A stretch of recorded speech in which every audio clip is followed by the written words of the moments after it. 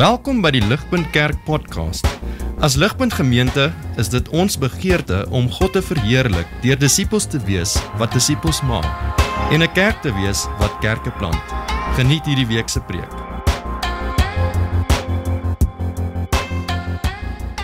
Ek wil begin deur 'n vinnige storie te vertel van ek en my pa in 2023. Dit sal kort wees, want ek weet hy sal nie wil hê ek moet baie airtime spandeer op hom in 'n preek nie. Ek moes hierdie jaar my Toyota Corolla verkoop. Dit is die eerste keer in my lewe wat ek so iets moes doen, maar gelukkig was die kar nog steeds tegnies op my pa se naam en so hy was saam met my in hierdie ding gewees.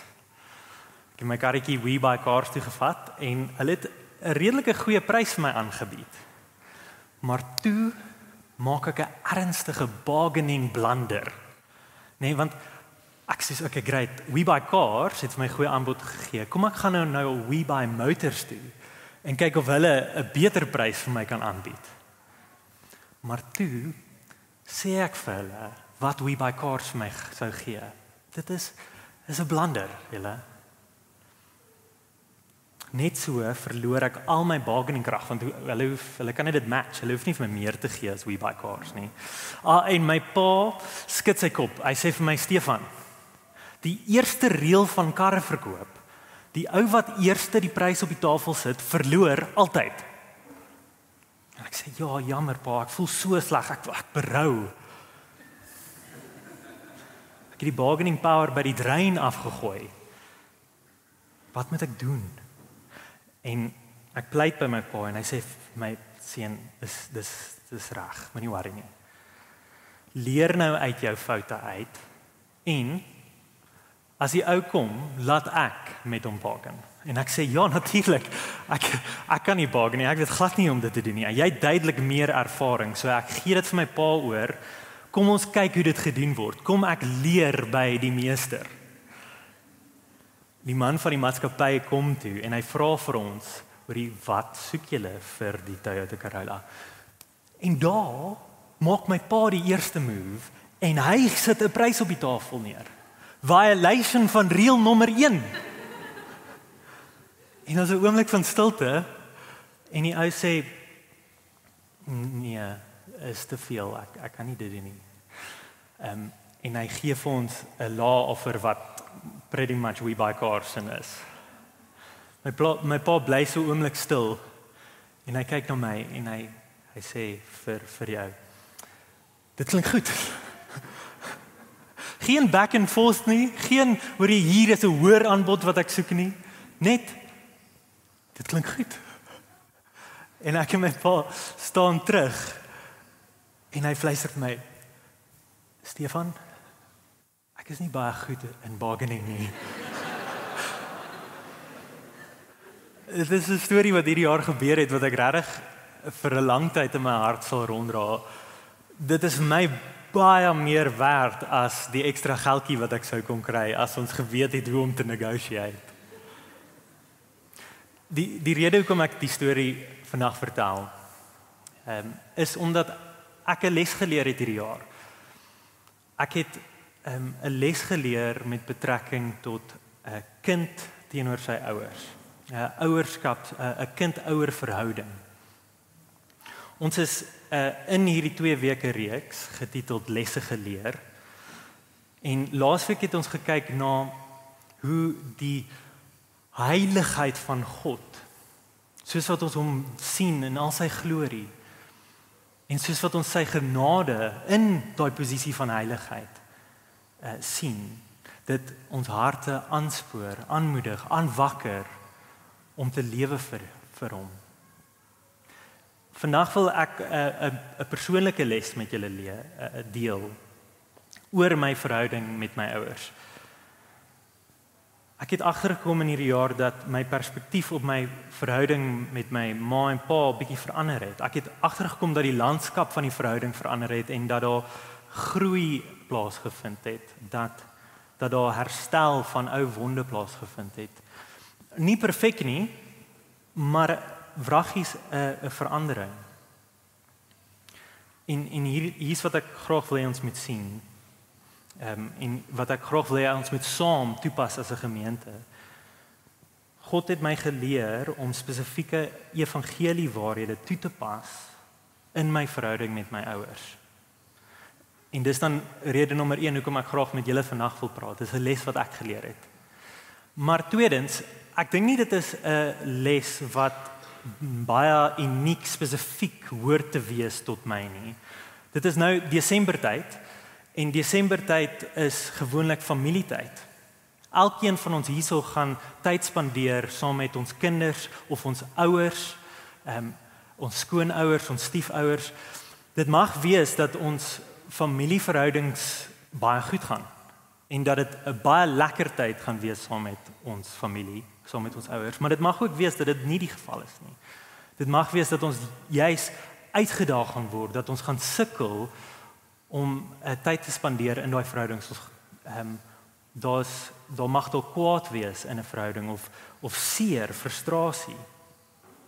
En so dis rede nommer 2 hoekom ek graag hieroor wil preek. Soos ek gesê het, dis nie spesifiek net van toepassing op 'n kind teenoor sy ouers nie.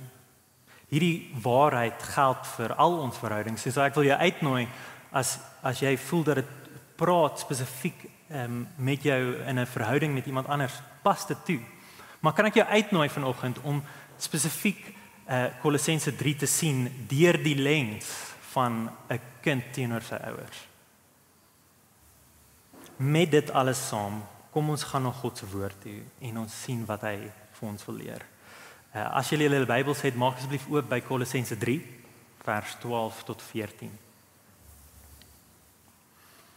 Ons is in die boek Kolossense en vandag gaan ons stil staan by net 3 versies reg in die middel van die boek. Net voordat ek dit vir ons lees weer, is dit goed om die struktuur van die groter boek van Kolossense te verstaan. Hoofstuk 1 en 2 gaan Paulus en hy skryf oor wat waar is. Die waarheid van die Kolossense, die klein gemeenskap in Kolosse, in hulle verhouding met Jesus. Wat is dit wat Jesus gedoen het? Wie is Jesus vir hierdie kerk? Dit is hoofstuk 1 en 2. En dan skuif dit en Paulus gaan in hoofstuk 3 en 4 en hy verduidelik hoe hoort ek te reageer op hierdie evangelie? Hoe hoort ek te reageer? Wat is die implikasies of die toepassing van hierdie nuus wat ek in hoofstuk 1 en 2 gehoor het? Hoofstuk 3 en spesifiek ons verse gaan spesifiek praat in verhouding met ander. Hoe pas ek die evangelie toe? En so hier is hoe ek na die teksgedeelte wil kyk. Die eerste punt wil ek hê ons moet saam stil staan en praat oor die evangelie. Net die eerste gedeelte van vers 12. Ons gaan saam kyk na die evangelie waarheid. En dan punt nommer 2, gaan ons saam kyk oor hoe hoort ek en jy dit toe te pas en vandag spesifiek in my verhouding teenoor my ouers. Kom ons spring in. Die evangelie. Put on then as God's chosen ones, holy and beloved. Paulus roep die Kolossense na iets toe, vers 12. Put on then, maar dan, voor hy enigiets sê, kan hy nie anders om hulle weer te herinner aan wat is die petrol van hierdie opdrag? Wat is die motivering, die rede hoekom hy vir hulle hierdie sê? Hy wil seker maak dat hulle nie die motivering met verkeerd kry nie. Dat hulle die opdrag reg hoort te verstaan. Hy is so besorg dat die Kolossense nie die verkeerde indruk kry en dat hulle hoor die hoofstuk 1 en 2 was so wonderlik, dit het gegaan oor Jesus. Kom ons sit dit een kant toe en nou praat ons oor iets anders as Jesus. Kom ons praat oor iets meer as Jesus. Asof jy hoort aan te beweeg van hierdie evangelie waarheid na iets groter of beter toe nie. Paulus sê nee. Bly by die evangelie. Bly by Jesus. Laat dit jou werke, laat dit die petrol wees vir jou werke. Dit is in die lig van hierdie wonderlike evangelie waarheid wat ons nou in lewe. En so vanoggend, voordat op die toepassing van die evangelie, kom ons staan stil en herinner mekaar oor wat is die evangelie? Wat is die nuwe identiteit wat Christene het in Jesus? Kyk saam vers 12, sê Paulus, hy noem ons God's chosen ones, holy and beloved. Dis ongelooflike nuus, julle. Dis ongelooflik, hierdie waarheid. Ons het 'n nuwe identiteit in Jesus gekry. Elke man en vrou wat hierso sit, wat in Christus is, het 'n nuwe identiteit. God's chosen ones, holy, beloved. Julle, vir niemand van ons was dit altyd so gewees nie. Ons was dood gewees in ons sonde. Kyk op die skerm, hoofstuk 1, vers 21, sê, ook julle was voorheen van hom vervreem, ja, vyandig gesind teenoor hom op grond van julle slegte dade. En hoofstuk 2, vers 13, ja, toe julle dood was as gevolg van julle oortredinge, en julle sondige aard nog nie weggesny was nie. Dis lewe sonder Jesus. En ons kan sien dat dit waar is, soos wat ons kyk na die wêreld rondom ons, maar ook soos wat ons die spieël terug na ons eie harte toe skyn, daar waar kwaad en haat en seksuele immoraliteit 'n houvas het op ons. Paulus praat van hierdie dinge in Kolossense 3 vers 5 tot 9. Hy noem dit die aardse lewe. Maar nou kom Jesus en hy gee vir ons 'n nuwe lewe. Luister hoe ongelooflike mooi waarheid is hierdie in hoofstuk 1 van Jesus. Dis ook op die skerm. Jesus die Seun is die beeld van die onsigbare God. Want in hom is alles geskep, alles in die hemel en op aarde, die sigbare en die onsigbare dinge. Of dit konings of heersers is, gesagsvoerders of magte, alles is deur hom en tot hom geskep. Hy het voor alles bestaan en in hom hang alles saam. Hy is die hoof van die liggaam, die kerk. Hy is die oorsprong, die eerstgeborene uit die dood, sodat hy in alles die eerste plek kon inneem. Want dit het God behaag om met sy volle wese in hom te woon en deur hom alles met hom te voorsien, deur vrede te bring deur sy bloed aan die kruis. Ja, alles op hemel en op aarde. Ja, ons was dood gewees, maar nou vers 22, nou het hy julle deur sy liggaam met homself versoen, sodat hy deur sy bloed julle heilig, sonder foute en onberispelik voor hom kan stel. Julle, is dit nie 'n ongelooflike evangelie waarheid nie? Dis die prentjie wat ons laasweek gesien het van God almagtig op die troon met die serafs wat rondom hom staan en skree, heilig, heilig, heilig. Hierdie God, Skepper oor die hemel en aarde, gee om oor jou, elkeen julle hier vandag. Soveel so dat hy die troon verlaat het, aan 'n kruis gesterf het, om ons te versoen en ons heilig te noem. Ons is nou heilig, die van ons wie in Jesus is. Ons is gekies uit genade uit.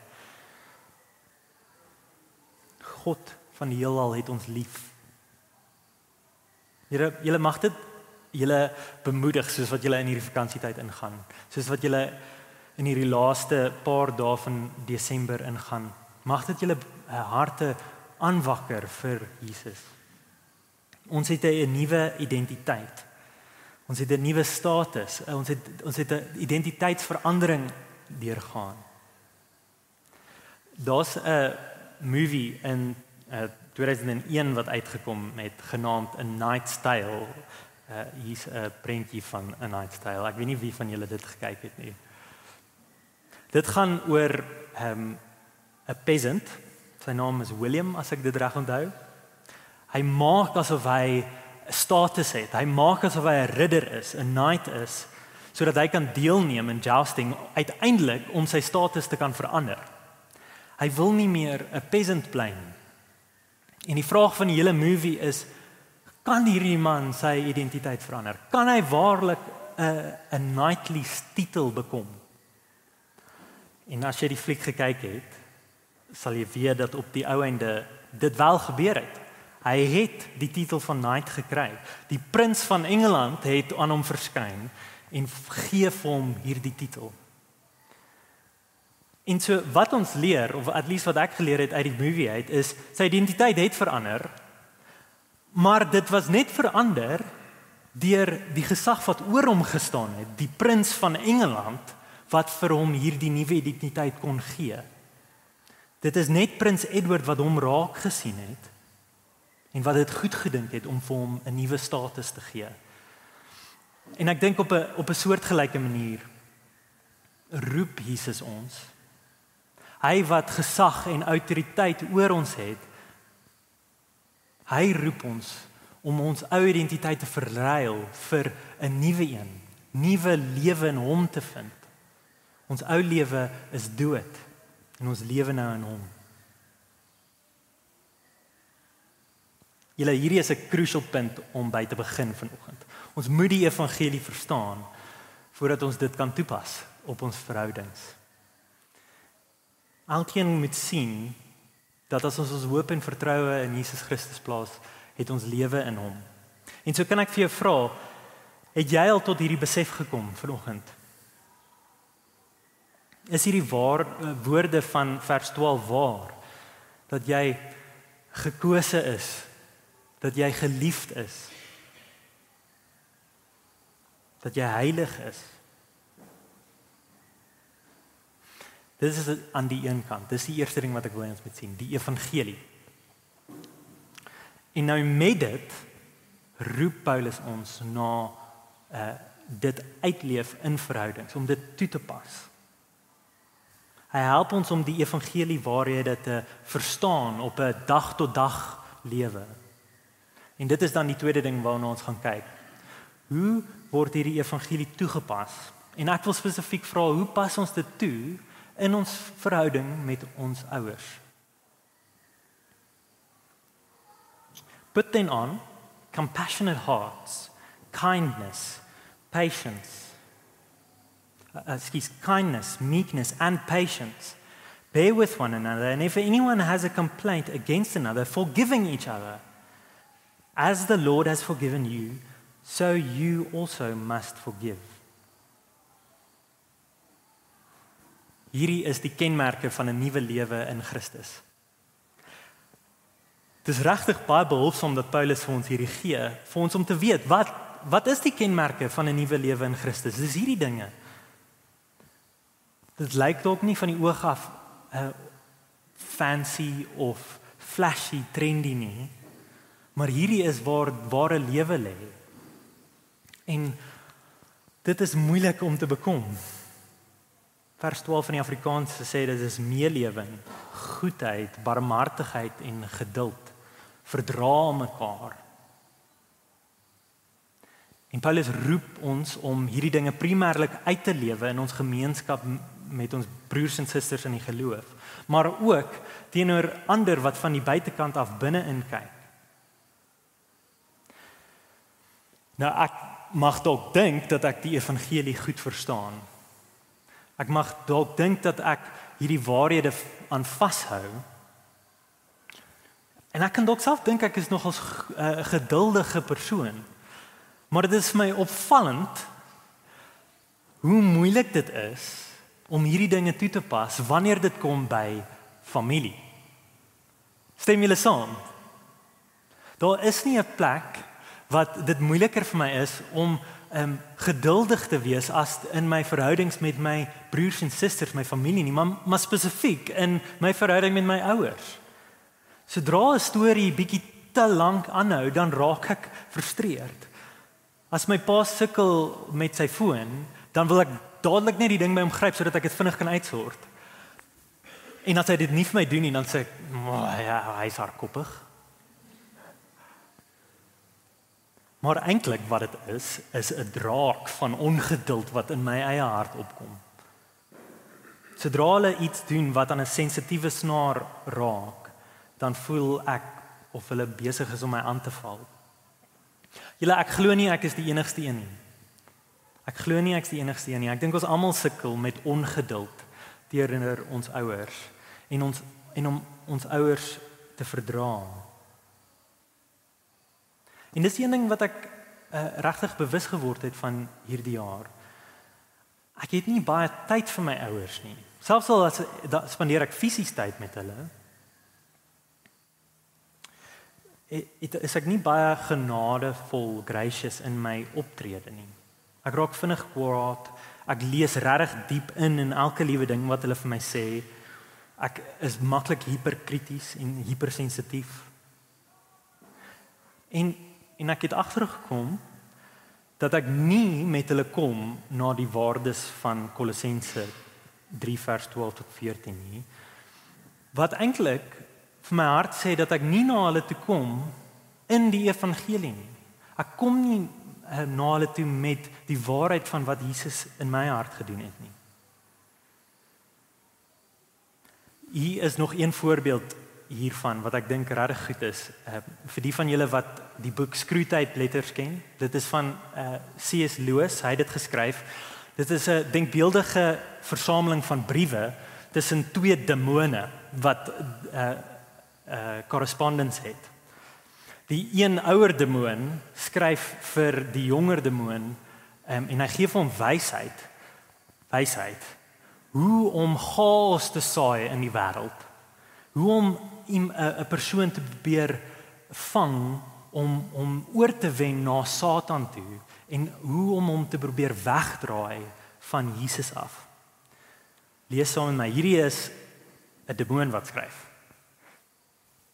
When two humans have lived together for many years, it usually happens that each has tones of voice and expressions of face which are almost unendurably irritating to the other.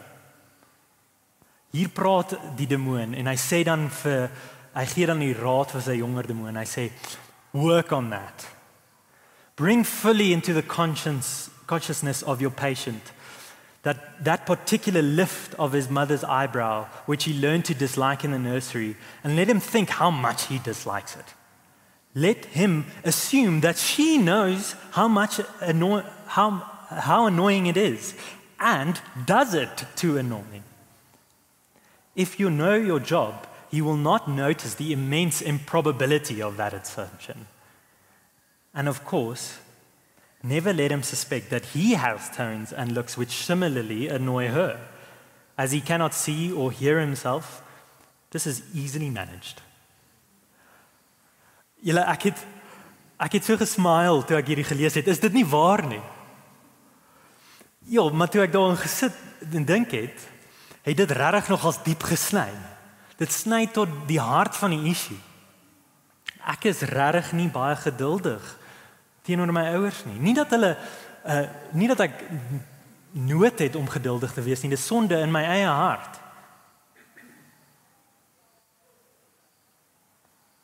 Dalk nader aan die hart van die probleem is dat 'n ouer-kind verhouding nie altyd 'n eenvoudige ding is nie. Dis nie altyd 'n eenvoudige dinamiek nie. Dit mag wees dat as jy aan jou ouers dink, dan voel jy hulle het 'n slegte job gedoen as ouers. Of jy voel hulle het verkeerd opgetree teenoor jou. Elkeen van ons het op een of ander vlak bagasie wat ons ronddra in ons verhouding met ons ma en pa. Nog te meer as hulle afwesig was. En soos ons dit ronddra, is dit maklik dat dit verander in kwaad of bitterheid in ons harte teenoor hulle, wat regtig moeilik is om te oorkom. Maar dis juist wat Paulus ons na toe roep vandag. Vers 13 sê, bear with one another, and if anyone has a complaint against another, forgiving each other, as the Lord has forgiven you, so you also must forgive. Dit is makliker gesê as gedaan, julle. En ek ken nie jou situasie nie. Ek weet nie wat dit is tussen jou en jou ouers nie. Maar dit is duidelik van Kolossense wat ons as mense met nuwe identiteit geroep word na. Ons word geroep om in die voetspore van Jesus te trap.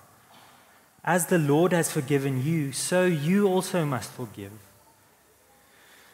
En so kan ek jou aanspoor in hierdie Desembertyd. Kan jy dit 'n go gee? Kan ek jou aanspoor om tyd te maak vir jou ouers? Of die ouer figuur in jou lewe? Hanteer hulle met genade. En dit geld natuurlik nie net vir jou ouers nie. Ons word geroep om as 'n nuwe gemeenskap te lewe. En in hierdie nuwe gemeenskap met almal so op te tree. Eerstens teenoor ons medegelowiges, maar so ook vir mense wat van die buitekant af inkyk. Maar moet nie wegstap van die kruis af nie. Dit is moeilik om in 'n liefdevolle verhouding in te tree. Maar dit is juis wat God ons na toe roep. Dit is juis waar hy in jou hart wil werk. God weet dit is moeilik. Jesus het simpatie met jou. In dit roep hy om in daai moeilike verhouding in te tree, om jou ouers lief te hê. Spesifiek hoe dit lyk vir jou, kan ek nie van vooraf hier sê nie. Dit is 'n pad wat die Here stap saam met jou. En vir ons almal kan ek ons almal uitnooi. Sit met die Here. Hy is met jou in die verhouding. Moet nie sê, hoorie, hy gaan meer geduldig wees. Gaan nie werk nie. Dit is 'n werk wat hy doen in ons lewens. So bid en vra dat hy ons mense sal wees wat gekenmerk word deur hierdie waarhede. En weet dat hy dit wil doen, hy begeer om ons te reinig.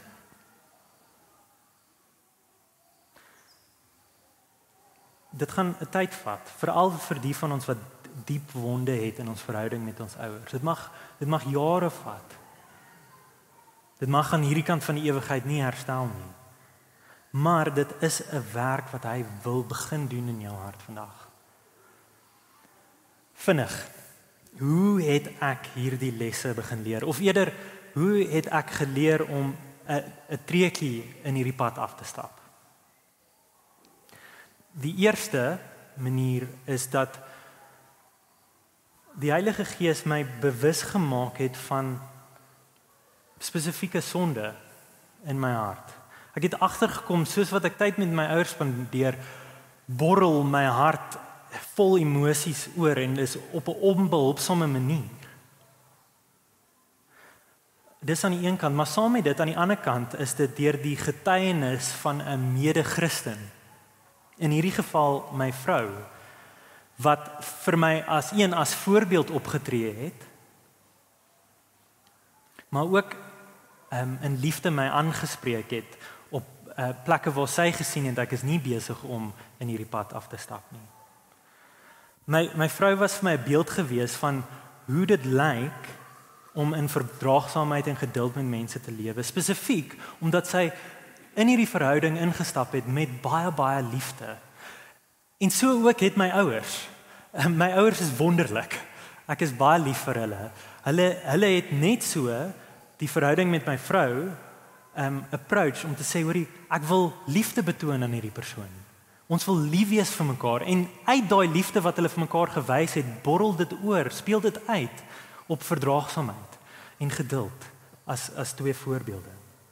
Julle, dit is immers hoe Paulus hierdie waardes opsom in die laaste vers van ons gedeelte, hoofstuk 3 vers 14. Dit sê, above all these, put on love, which binds everything together in perfect harmony.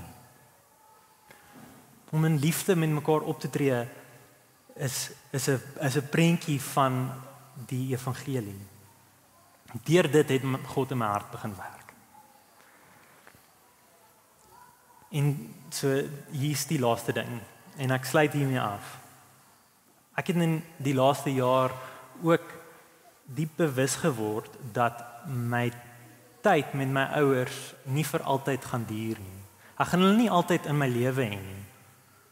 Dis 'n kosbare en tydelike verhouding wat ons het met ons ouers hier op aarde. En dit speel nogals in my verhouding met hulle en hoe ek hulle hanteer. Hoe ek teenoor hulle optree. Uiteindelik gaan al ons verhoudings aan hierdie kant van die ewigheid vergaan. My beste pel, my broer, my vrou, my kinders. Maar nie so met ons verhoudings in Christus nie. Nie met ons broers en susters in Jesus nie. En nie met ons mees kosbare verhouding nie. Ons verhouding met God die Vader. God wat in die hemel is, wat ons kan pa noem. Hoekom? Want ek en jy is vers 12 God se gekose mense. Ons is heilig. Ons is geliefd. En wanneer Jesus eendag terugkom, gaan ons uiteindelik ons lewe vind in hom. Dit is wat Kolossense 3 vers 1 vir ons sê, en ek sluit hiermee af. Om dit net vir ons te lees. For you have died, and your life is hidden with Christ in God. When Christ, who is your life, appears, then you will also appear with him in glory. Amen. Kom ek bid vir ons. Ons Hemelse Vader, ons wil vir U dankie sê vir vanoggend. Dankie opnuut weer vir die herinnering van die evangelie waarheid. Here, vir wie Jesus is. Sommige net in die laaste 2 weke soos wat ons dink aan U heiligheid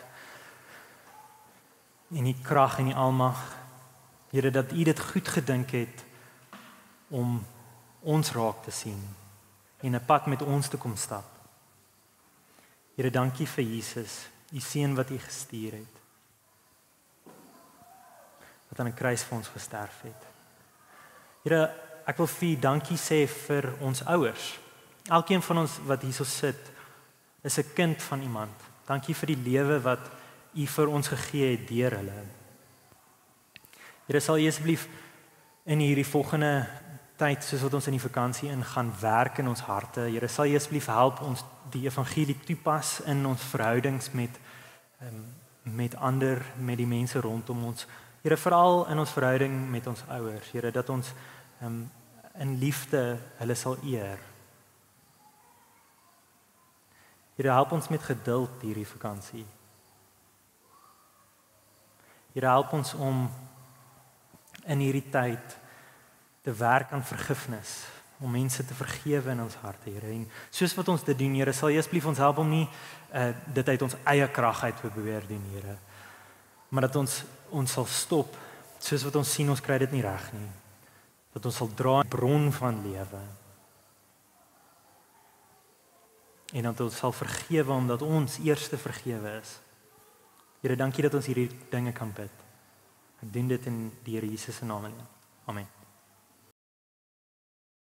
Vir meer inligting oor Ligpunt Kerk, besoek gerus ons webwerf op www.ligpunt.com of kontak ons gerus by info@ligpunt.com.